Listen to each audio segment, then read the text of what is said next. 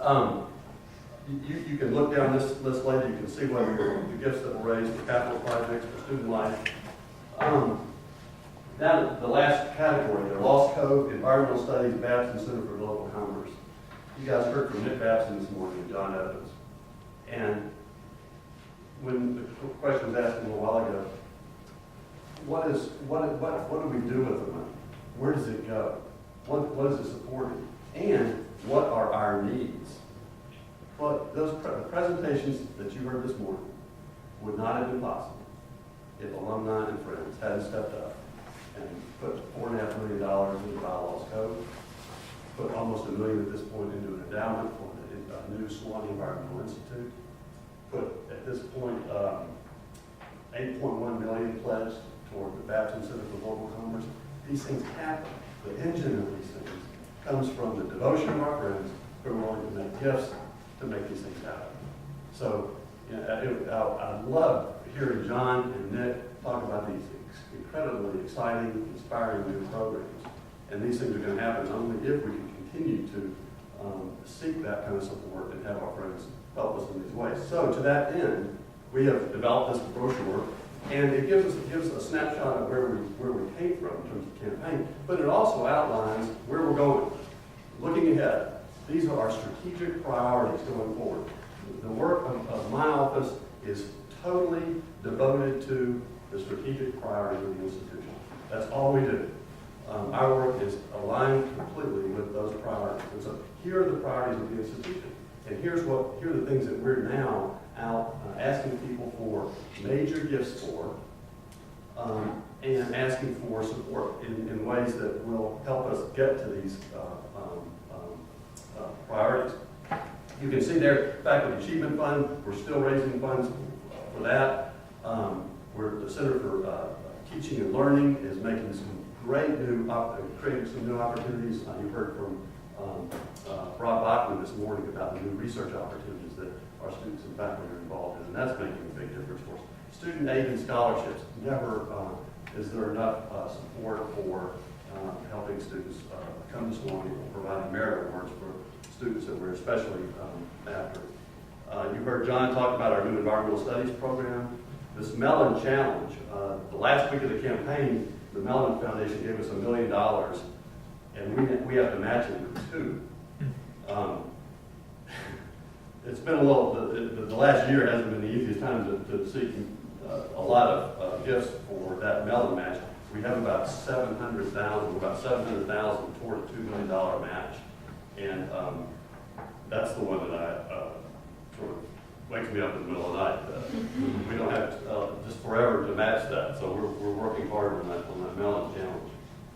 We're seeking additional gifts, not just for the Babson Center, but for components of it, including that social entrepreneur education program I was meeting, taking students really around the world with microfinancing opportunities, and we're doing the same thing, not just in India, but as Nick said this morning, right here in Sewanee, through the McNeil Equity Roundtable Fund. We're going to be providing that kind of lending for local entrepreneurs.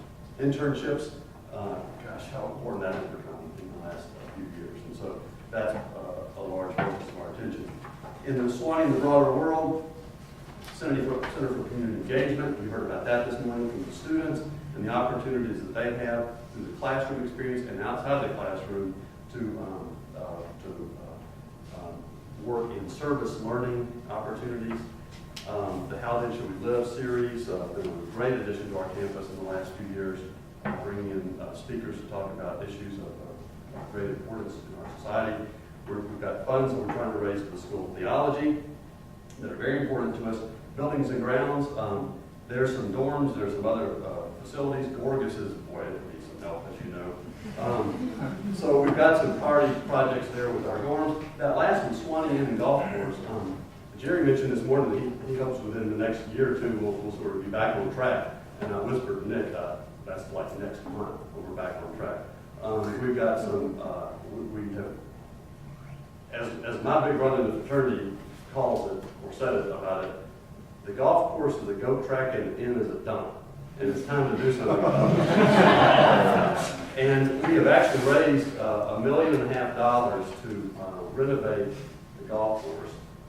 And we're on track, we're beginning the process of raising funds to build a new Sewanee Inn that will be, one building, going to take down the Bates Motel that's there now and put up probably a 3-story building. We've got a nice first draft design, L-shaped building, perhaps selling some rooms on the inn that could be, the proceeds from those sales could be used to help fund the project, and whoever owns it would, use the rooms for 10 weeks a year, and then the university can use it and rent it out and split the profits.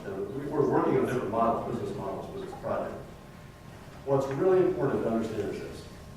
It is not about luxury hotels and fancy golf courses. It's about positioning the university to be a place that will be attractive to prospective students and parents and our alumni and friends who like to come back here and want a quality experience when they're here. When I look at these lists at the top, these things at the top, faculty achievement fund, scholarships, well, I mean, that's where our heart is. I mean, that's the heart of who we are. That's our core mission. But you have to do things to promote that core mission. And right now, the Sewanee Inn doesn't do a whole lot to promote prospective students and parents coming and saying, this is the place I want to put a stake in. So it's a project that we are seeking funds from people who are especially interested in those kinds of things, but don't forget, we know where our real heart and where the real mission is, and it's up in these higher areas. And then finally, that's Sewanee Annual Fund. Any list of priorities, you hear it all the time, the annual priorities, we'll always include that, because that 5% really helps make universities win from year to year. When we were out raising gifts and talking to folks about major gifts, and we were talking to someone about a $250,000 fund for the Babson Center, and they would sign a statement of financial commitment. And it would have 2 columns. It would have a column saying over the next 3 years they're going to do X amount to get to that $250,000. But the other column would also say, and during those 3 years, here's what I'm going to do for the annual fund. I'm going to make a $5,000 gift each year, or $1,000, whatever it is. We always want to remind people that alongside, not instead of, but alongside their major gifts, that annual fund is so important. You guys are the future of the place.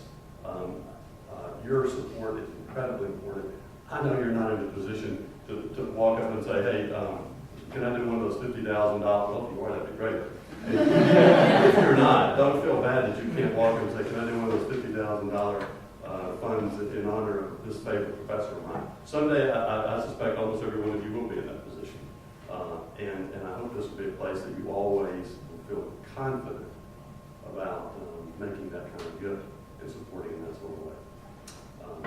Thank you for your friendship. Thanks for being here. It's great to be with you this afternoon. If you have any questions, I know we need to get to Alice Langos. Any last minute questions for me?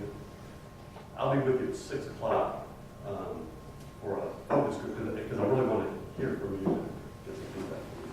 Thank you all very much.